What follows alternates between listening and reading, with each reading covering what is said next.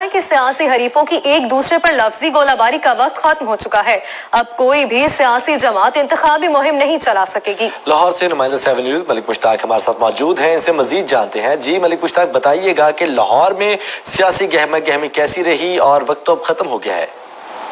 जी बिल्कुल हम मौजूद हैं हल्का NA 124 में, जहां पर एक बहुत बड़ा इंतहाबी मार्का जो 14 तारीख को होने जा रहा है।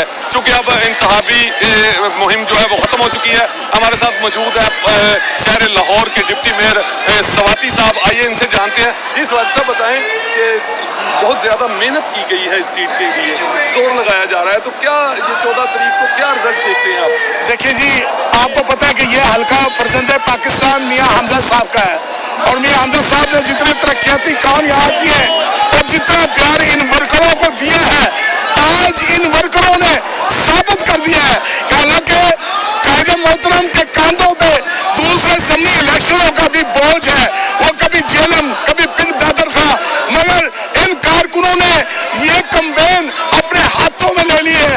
अब वक्त खत्म होने वाला है। आपने देख लिया कि इस जलसे में पंडाल में कितनी दुनिया आई है, और ये खुद आई है, इनको कोई कन्वेंस नहीं दी गई। चाहे मियां शहबाज शरीफ शेर को इन्होंने पिंजरे में बंद किया है, मगर उनकी मोहब्बत लोगों के दिलों से नहीं निकल सकती। जी बिल्कुल, जैसा कि आपने आदम स्वाति साहब की बातें सुनी है, इनका कहना है चूँकि दोनों पार्टियों की तरफ से इस हल्के में मुकम्मल जोर लगाया जा रहा है, जीत के लिए मुकम्मल कोशिशें की जा रही हैं, वोटरों को लुभाया जा रहा है।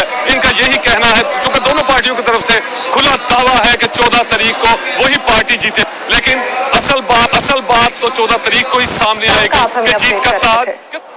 सूबाई दारुल हुकूमत